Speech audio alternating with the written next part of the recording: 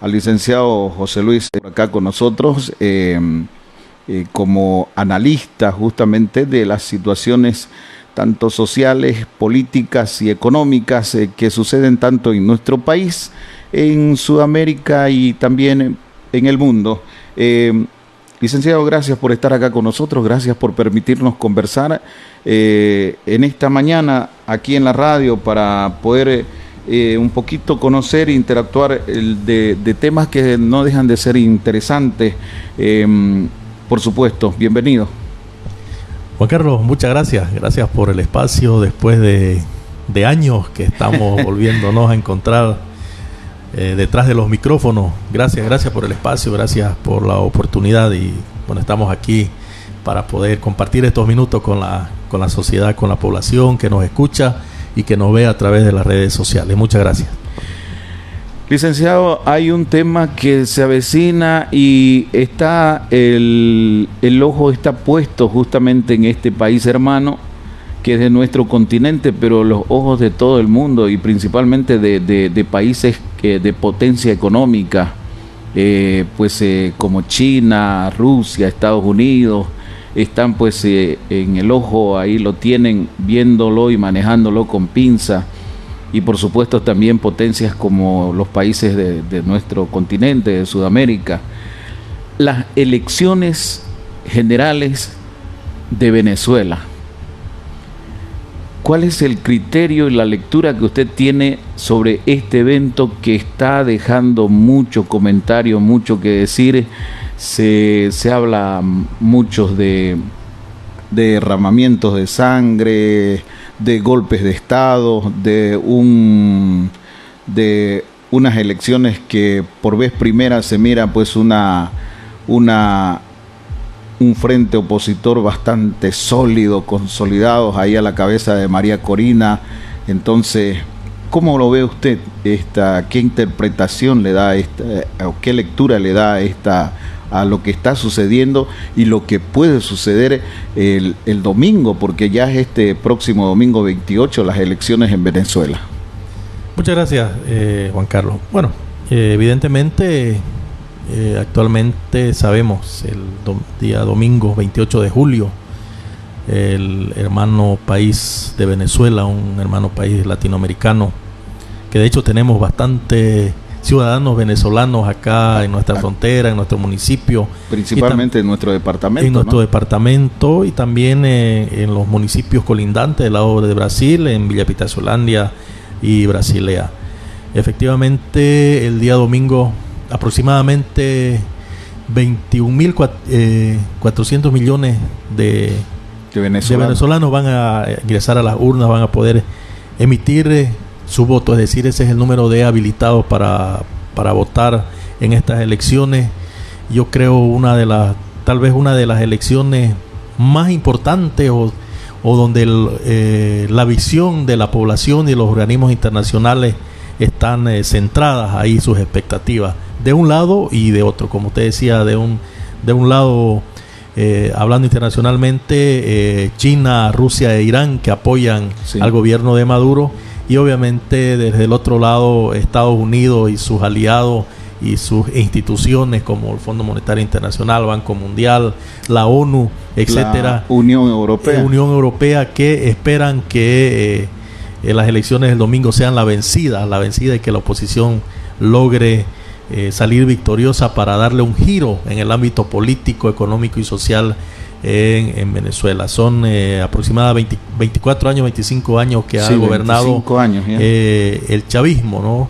Y Venezuela está ahorita en una profunda crisis económica, política y social, no de ahora, sino que estamos hablando de unos 10, 15 años atrás. Entonces, ¿qué podemos hablar sobre este tema, Juan Carlos? Yo creo que empecemos a hablar sobre un acuerdo, el acuerdo de Barbados que hubo en 2023. Sí, que no lo ha respetado, ¿no? Exactamente, ¿no? Que en ese acuerdo, por ejemplo, hay algunos puntos sobresalientes, como por ejemplo que el gobierno de Maduro se había comprometido a dar garantías electorales para las elecciones presidenciales de julio, por ejemplo, ¿no? es decir, la realización de las elecciones en el primer semestre del 2024, que en ese punto, bueno, se está cumpliendo porque se va a llevar a cabo las elecciones. No sabemos cómo va a terminar, pero por lo menos va a ir la población va a ir a emitir su voto, ¿no? Exactamente. Participación de candidatos en medios de comunicación oficiales, cosas que no se ha cumplido, por ejemplo, ¿no? Que eso era uno de los acuerdos. Sí. Y lo otro es la observación electoral internacional, incluyendo la Unión Europea, ONU y otras instituciones internacionales que de alguna u otra manera van a estar, aunque algunas ya han decidido no involucrarse, ¿no? Por ejemplo, y algunos países como, por ejemplo, Brasil, ¿no? Por algunos comentarios que hizo Maduro en algunas de sus mitines políticos. Entonces, ¿qué incumplió Maduro de este acuerdo de Barbados del año 2023? Uno de los incumplimientos es el respeto al derecho de la oposición de seleccionar candidatos, porque no la han dejado, la han inhabilitado a la... Se la vetó, ¿no? Por algo de 15 años. Exacto, entonces ella no va a ser candidata y ahora el candidato que tiene mayor fuerza ahorita y que es de la misma línea y que tiene el apoyo directo es Urrutia, ¿no? Un ex militar, que es el que, según las encuestas de varias encuestadoras, de unas 3 mínimamente, él tiene bastantes posibilidades de ganar las elecciones con arriba del 20% de diferencia con más o menos Maduro, lo que estiman, ¿no? Exactamente. Fecha y cronograma electoral, obviamente ya el cronograma fue ajustado, apretado, pero al final por presiones tanto internas como externas se van a llevar las elecciones. Y el otro punto incumplido es la liberación de presos políticos, que hasta la fecha no ha cumplido el gobierno de Maduro, de poder liberar los presos políticos, que son bastante, no son un millar importante, digamos, un buen número, ¿no? Entonces, en esos puntos también de Barbados se habló sobre el alivio de las sanciones económicas por parte de Estados Unidos, por ejemplo, ¿no? Siempre y cuando se cumplan los compromisos electorales, ¿no? Tenía que ser balanceado el cumplimiento, ¿no? Entonces, en conclusión, en esta parte, si hablamos del acuerdo de Barbados, Maduro ha incumplido, por ejemplo, el respeto a los candidatos opositores y la fecha electoral acordada que se ha tenido que ajustar a este término para que se lleve a cabo el 28 de este mes, ¿no? Entonces, eso por un lado. Por otro lado, podemos señalar algunos puntos, por ejemplo, claves sobre estas elecciones, ¿no? Uno de los puntos clave es, obviamente, el acuerdo de Barbados, que ya lo hemos resumido.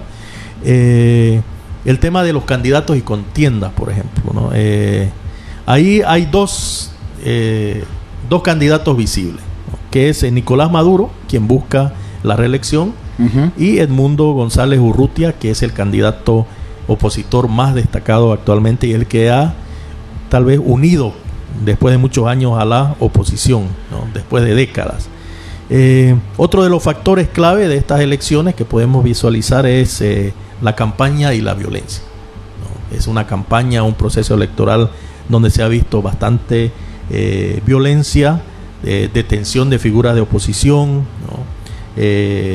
Después denuncias de desinformación, amenazas de muerte, agresiones físicas, ¿no? Inclusive ya la guerrilla está inmiscuido en el proceso electoral, ¿no? Que es el Ejército de Liberación Nacional, que apoya directamente a Maduro para su reelección. Y en este caso, digamos, la violencia en la campaña, un caso es que, por ejemplo, el candidato Urrutia, donde iba en las ciudades donde iba a hacer su concentración, entraba a un restaurante, a algún lugar a comer o a tomar su refresco, inmediatamente se lo clausuraban. Hay varios restaurantes clausurados. Entonces, el candidato ha optado por llevar su comida en una bandejita para donde no causarle problemas. Para no causarle. Después, la candidata Machado, ¿no? Ha sufrido agresiones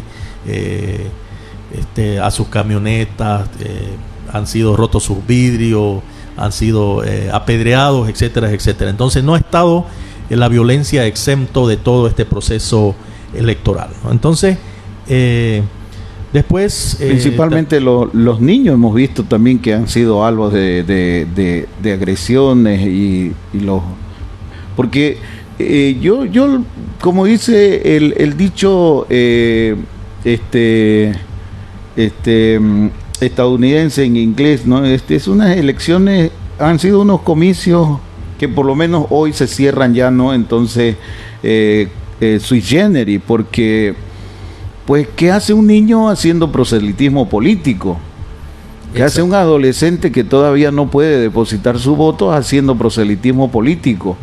Pero lo hace por la necesidad que está viviendo, y ellos se dan cuenta, a la corta edad que tienen, se dan cuenta de que lo que está pasando con el régimen y lo que está haciendo el régimen y lo que ha implantado el régimen chavista en Venezuela es malo.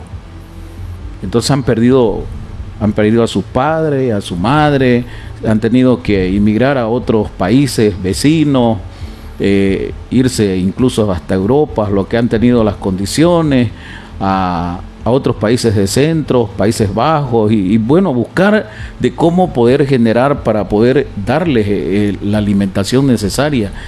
Y se ve pues que esos niños quieren a su familia cerca o unida como la vieron ellos cuando nacieron, ¿no? Y crecieron, por lo menos hasta tener uso de razón.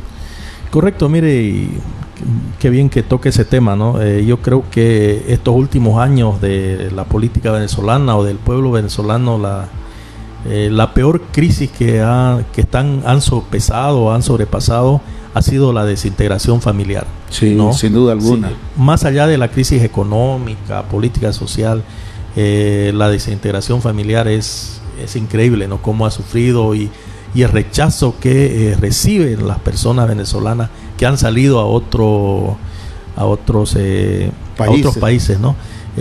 Yo le cuento una anécdota, Juan Carlos. El año pasado viajé de vacaciones estuve en Curitiba, en Camboriú, y es una zona donde igual hay hartos venezolanos, hartos argentinos, uruguayos, ¿no? Y como la gente a veces miran a la gente venezolana como desprecio, como si tuvieran una enfermedad, ¿no? Como si ellos fueran culpables del problema político que vive en su país, ¿no? Y como nosotros nos parecemos a los venezolanos, lo primero que entrábamos a un restaurante, algo para poder almorzar o cenar, nos preguntaban: ¿y ustedes son de Venezuela?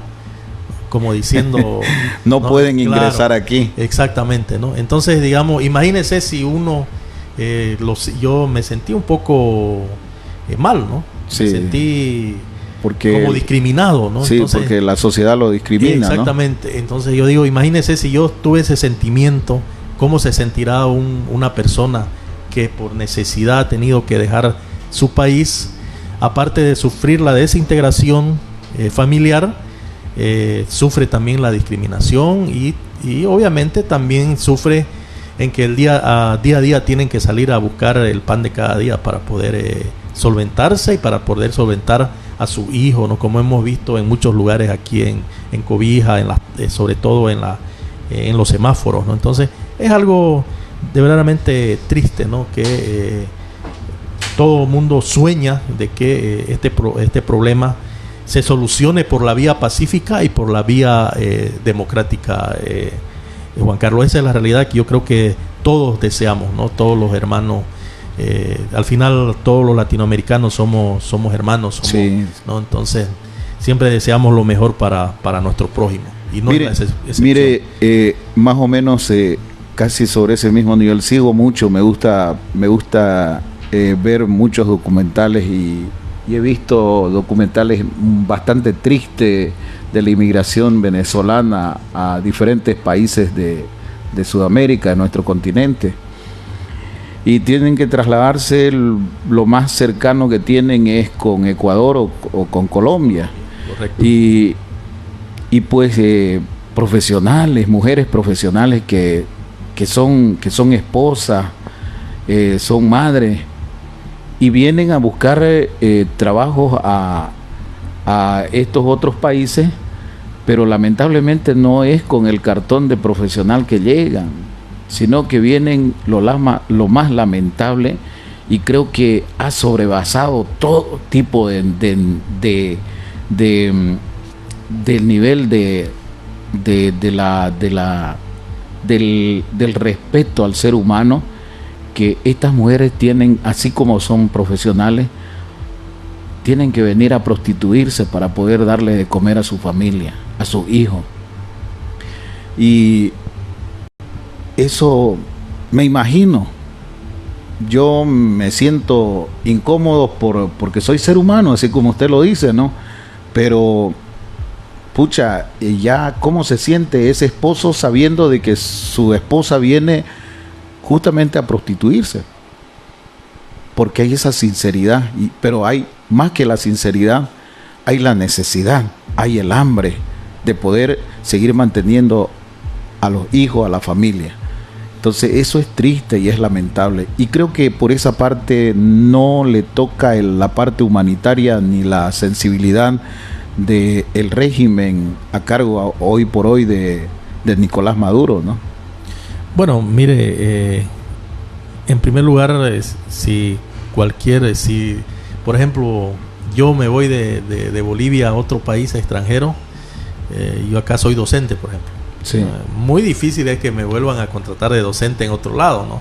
Sí, pero lo más probable es que yo al principio tenga que trabajar de garzón, de mesero, ¿no? De lavar auto, etcétera. Es igual que usted es radialista, si va a otro país va a tener que pasar un tiempo para que sepan que usted es radialista, y tal vez pueden cachar como la historia de Ismael Cala, por ejemplo. Sí. Ismael Cala ha sido, no sé si lo sigue, yo lo sigo bastante, sí. Que ha sido presentador de CNN, un cubano, ¿no?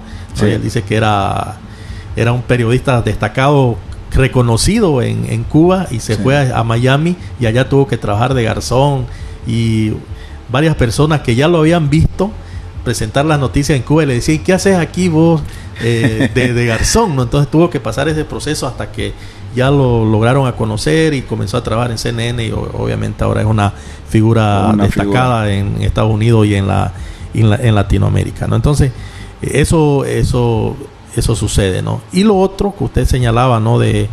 Lamentablemente cuando uno llega al poder, el que llega al poder nunca piensa en dejar el poder, porque es una droga que a uno... El claro ejemplo, Juan Carlos, es el poder es una droga, ¿no? Es una droga que usted lo hace si usted no tiene una buena formación, no tiene carácter de persona, no lo va a poder controlar. No lo va a poder controlar, ¿no? Porque hay una frase que dice, dale poder a un hombre y vas a ver su verdadero rostro, su verdadera cara, ¿no? Y eso es cierto. Si usted no trabaja en su carácter, en su formación, ¿no? En lo moral, en lo ético, entonces va a llegar al poder, y obviamente no va a ser difícil que lo controle. Va a ser difícil porque usted cada vez quiere más y más y más.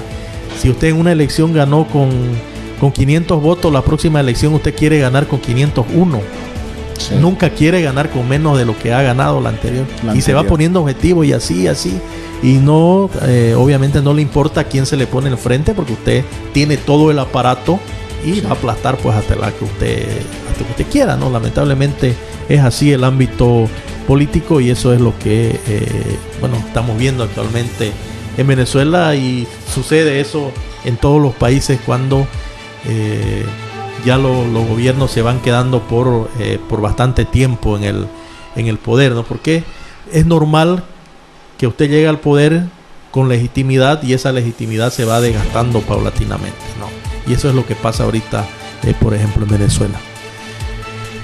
¿Cómo usted lo ve que puede hacer en todo caso si perdiera el régimen? ¿Usted piensa que va a haber una transición pacífica? ¿Estará dispuesto Nicolás Maduro a entregar el mando con todos esos discursos maquiavélicos que les lanza, ¿no? Y malévolos? Entonces yo lo hallo difícil. No sé qué interpretación le da a usted. Mire, Juan Carlos, justo creo que usted me anda leyendo la mente. Y uno de mis puntos acá, mire, dice que estaba yo justamente preparándome antes de venir: los escenarios políticos posibles después de las elecciones presidenciales de Venezuela de 2024, tanto internos como externos. Ya, mire, y va más o menos relacionado a su pregunta. Ahora, ¿cuáles son los escenarios? Porque obviamente uno aprende en mi profesión a poder visualizar escenarios posibles que se pueden dar después de una acción o un acto. La acción y el acto va a ser las elecciones. Las elecciones. El acto es de ir a votar del ciudadano. Entonces, ¿cuáles son esos escenarios posibles internos y externos? Mire, uno de los escenarios posibles internos es, obviamente, la reelección de Maduro, ¿no? ¿Esto qué significaría? Si Maduro gana las elecciones, podría seguir consolidando su poder, digamos, dentro de Venezuela y continuar con las políticas económicas y sociales que lleva actualmente, a pesar, obvio, de las críticas internacionales y de la propia oposición dentro del país venezolano, ¿no? Entonces, ¿esto qué generaría o qué va a generar? Una mayor represión y control sobre la oposición, como se lo está viendo ahorita en este proceso electoral, ¿no? Y obviamente eso también va a acarrear la continuación de las sanciones económicas internacionales por parte de... Se va a sumergir más. Exactamente, ¿no? Y Venezuela va a tener que apoyarse más a China, Rusia e Irán, ¿no? Que son sus aliados tal vez más potentes actualmente. Ahora, si sucede un cambio de gobierno, ¿qué va a pasar en un escenario posible, ¿no? Si Edmundo González Urrutia, por ejemplo, gana, podría ser un cambio significativo en la política venezolana después de 24 años, ¿no? Entonces, esta oposición podría intentar implementar reformas económicas y políticas para mejorar la situación del país venezolano, ¿no? Algo así como, por ejemplo, está tratando de hacer Milei en Argentina. En, ¿no? Argentina. Y obviamente también eso va a acarrear a que enfrente resistencia del chavismo y del ELN, el Ejército de Liberación Nacional. Entonces, de alguna manera ya va a ser una pugna interna de que la oposición tiene que luchar por consolidar, ¿no? O sea, todo proceso político histórico pasa por etapas, ¿no? Por ejemplo, una etapa de consolidación. Antes de consolidarse usted políticamente o un proyecto político pasa por una fase que se llama turbulencia de fase, ¿no? Y es en ese proceso donde usted es donde miden fuerza el poder entrante y el poder saliente. Porque el poder saliente aún sigue resistiendo.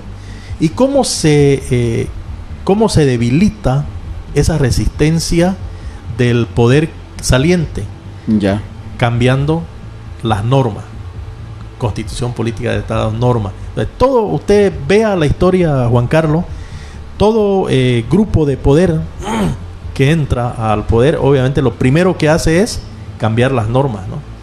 Porque un poder nuevo entra con legitimidad y entonces eso le garantiza de que se pueda cambiar las normas establecidas hasta ese momento. Otro escenario posible es, y que se va a dar, lamentablemente es lo más probable, Juan Carlos, que se dé, gane uno o gane otro, que es la violencia y represión, ¿no? Independientemente del resultado, la violencia y la represión podrían aumentar. Obviamente, si Maduro no acepta los resultados, si es que no gana, y la oposición podría organizarse para protestas y manifestaciones que lo hemos visto durante muchos años en Venezuela, solo que no han tenido la oportunidad de doblegar, ¿no? En su momento, por ejemplo, a Chávez y ahora a Maduro. Entonces, ¿eso qué va a originar por parte del gobierno? Medidas represivas y una escalada de violencia. Y externo, así porque creo que estamos sobre la hora, no sé si todavía en lo externo, ¿cuáles serían las posibles escenarios? En lo internacional, obviamente, reconocimiento internacional. Si gana Maduro, yo creo que no le va a quedar otra que Estados Unidos y los otros y sus aliados de reconocer los resultados. Y China, Rusia e Irán, obviamente, van a estar contentos, ¿no? Entonces, ahí también, ¿qué podría pasar internamente? De que la oposición siga siendo marginada. Y las sanciones económicas, obviamente, que continuarían, ¿no? Ahora, si Urrutia gana, es posible reconocimiento internacional sea más rápido y que las sanciones sean suspendidas. Exactamente, ¿no? Eso sería uno de los externos. Después, Igual en cuanto a las relaciones en sí, ¿no? Internacionales, obviamente un cambio de gobierno podría afectar las relaciones de Venezuela. ¿Qué significa esto? ¿No? La oposición podría buscar alianzas con países occidentales y promover una nueva forma de integración regional. Y si Maduro, por ejemplo, gana, podría mantener las relaciones con China, Rusia e Irán, lo que podría llevar una mayor influencia de estos países en la política venezolana. ¿Y cuál es el impacto en la región? ¿Cuál sería? El impacto sería sobre todo, ¿no?, en Latinoamérica. Si digamos la oposición gana, obviamente los presos políticos lo más probable es que al día siguiente o al momento que deje Maduro la silla presidencial sean absueltos y tengan su libertad. Si sale vencedor Maduro, obviamente lo más probable es que continúen presos y que ingresen otros también, ¿no? Y que el modelo se mantenga tal como está. Entonces, en conclusión, ¿qué podemos concluir de todo este escenario que hemos visto? Uno es las violaciones que ha habido al acuerdo de Barbados, la violencia y represión que ha habido en todo el proceso electoral y que probablemente después de las elecciones del domingo se sigan dando, ¿no? Esperemos que no. Y obviamente también las sanciones económicas que tiene ahorita Venezuela, que si Maduro, vuelvo a repetir, gana, las sanciones económicas internacionales se mantienen, y si pierde, obviamente lo más probable es que las sanciones económicas se levanten. Entonces eso es, en conclusiones, lo que yo creo que a grandes rasgos podemos analizar y visualizar en cuanto al escenario político venezolano de cara a las elecciones del domingo próximo. Y se hablaba mucho de que está siendo bastante flexible el presidente de Estados Unidos, Biden o Biden, en el tema de tratar de tener una buena relación con Nicolás Maduro. Pero de fondo vemos que hay puesta e interpuesta por el gobierno de Estados Unidos por la cabeza por el tráfico de drogas y otras cuestiones más de sanciones que le ha metido ahí a Nicolás Maduro por todo lo que ha hecho en el régimen. Y bueno, son 15 millones de dólares y no la ha suspendido. Hasta el momento continúa nomás se mantiene el precio de la cabeza de Nicolás Maduro en los 15 millones de dólares. Es un poquito medio contraproducente, que las relaciones creo que no se van a dar, ¿no? Tan rápidamente, pues, ganando Nicolás Maduro, yo creo que no se van a dar la situación. No, lo más probable, como le digo, si se mantiene ese escenario, es muy, muy probable, ¿no?, de que Venezuela pueda tener el apoyo directo de los países, por ejemplo, Estados Unidos, la Unión Europea y otros países que aún son parte del grupo que apoya directamente a Estados Unidos. Entonces, como le digo, el apoyo de estos países, sobre todo de Estados Unidos, de levantar, ¿no?, la sanción económica de Venezuela pasa por un cambio de gobierno y de timón en el gobierno venezolano. Entonces, yo creo que es un momento importante, ¿no?, en Venezuela. Va a depender mucho, no simplemente de que la ciudadanía acuda a votar, sino va a depender mucho de que se respete su voto, ¿no? Aquí no, eso hay que señalarlo, ¿no?, de que se respete su voto y obviamente no exista ningún tipo de manipulación, como están ahorita ya. Hay algunas denuncias, por ejemplo, ¿no?, de manipulación, de todo, de parte del, no sé cómo, de la institución que tiene que ver con el manejo de todo el proceso, lo que es el órgano electoral plurinacional acá en nuestro país, ¿no? Entonces, si no me equivoco, yo creo que mucho va a depender de eso, ¿no? Mucho va a depender de que se respete la decisión del voto del ciudadano. Sí, porque se hablaba incluso que la misma ONU solamente estaría destinando 2 veedores para la millonada de habitantes que tiene Venezuela. Y eso es como decir nada, es decir, no van a dar ningún tipo de declaraciones, simplemente van a ir a recoger informaciones y van a brindar un informe justamente a la comisión de la ONU. Entonces, poquito complicado, ¿no?, esta situación, y no están permitiendo que el régimen no está permitiendo que ingresen otros veedores.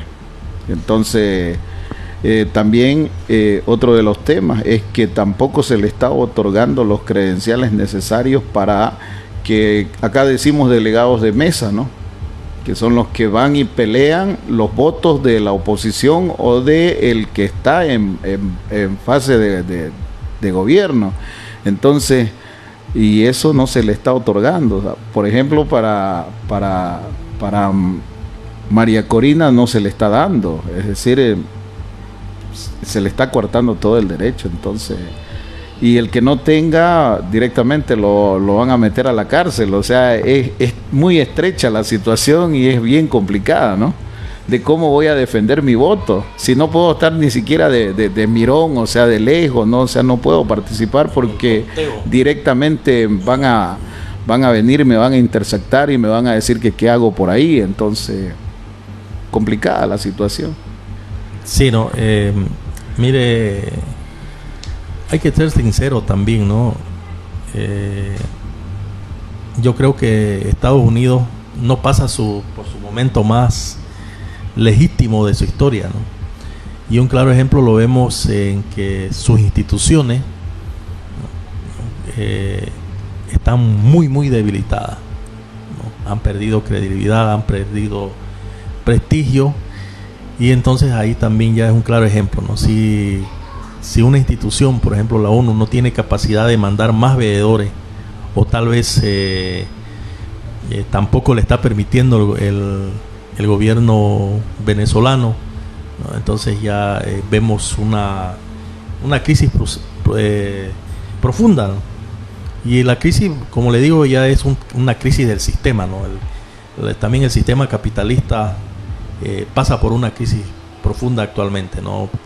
Y un claro ejemplo ha sido los últimos años de gobierno de Biden en los Estados Unidos, ¿no? Entonces el capitalismo sí enfrenta tal vez una de sus crisis más profundas a lo largo de su historia, y eso también se ve reflejado, aunque usted no crea, en ya mandar veedores a este proceso eleccionario en Venezuela. Estar en que voy y no voy, ¿no? Exacto, ¿no? Entonces hay un debilitamiento, como le digo, del capitalismo, porque ahora hay pues el mundo está cambiando y la política también está sufriendo ese proceso, ¿no? Estamos en una fase de hibridación de la política, ¿no?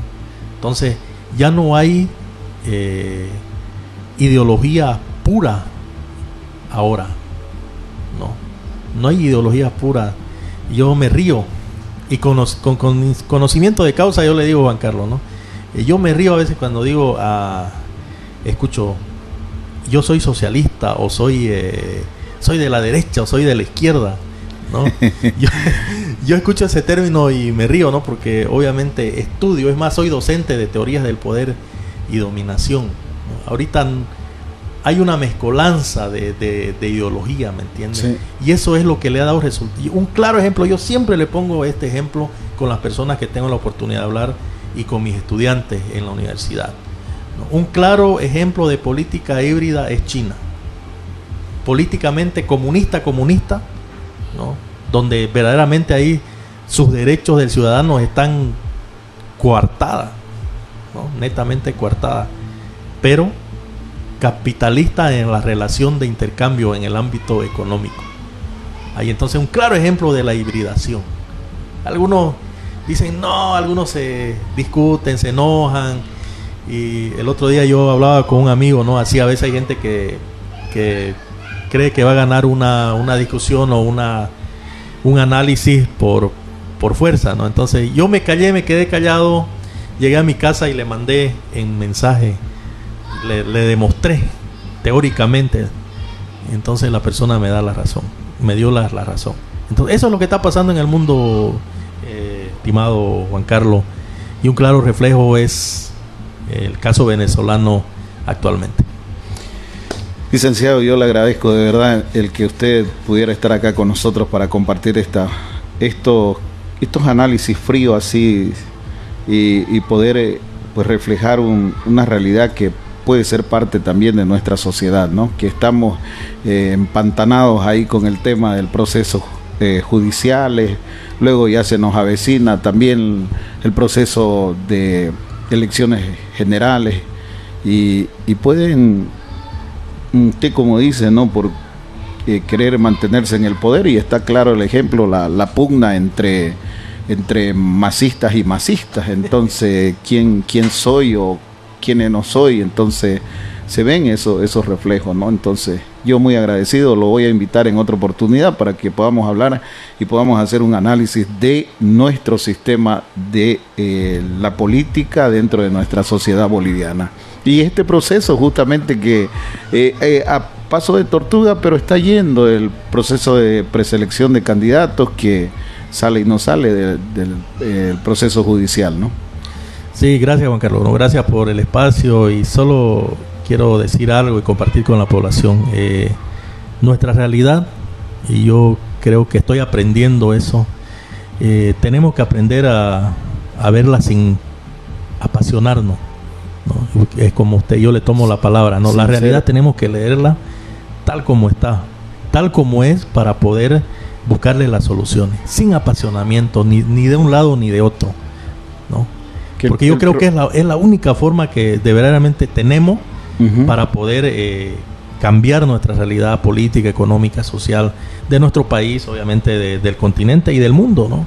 Tenemos que aprender eso. Yo estoy aprendiendo, créame que cuesta, me ha costado, porque como somos, no sé si tengo tiempo, ¿no? He leído un libro que se llama Inteligencia Emocional de Daniel Goleman, ¿no? Entonces los seres humanos tenemos dos mentes, dice, ¿no? La racional y la emocional. ¿Y qué pasa? Siempre prevalece la emocional. Cuando ya razonamos, ya nuestras emociones nos han ganado, ¿no? Y entonces esa es la constante disputa, y eso yo lo llevo al ámbito político también. Estoy tratando de llevarlo, ¿no? De que podamos leer nuestra realidad económica, política, social, sin apasionamiento, tal como es. Ese yo creo que es un mensaje, y me gustaría que todos pudiéramos leer nuestra realidad sin apasionarnos y buscarles las soluciones concretas. Muchas gracias, un saludo a toda la población y gracias por el espacio. Ahí estábamos conversando con el licenciado José Luis Suárez. Estos temas que sin duda alguna son de interés de la sociedad. Amigos, les propongo una pausa musical y enseguida nosotros retornamos ya para nuestra despedida en el programa y en la radio.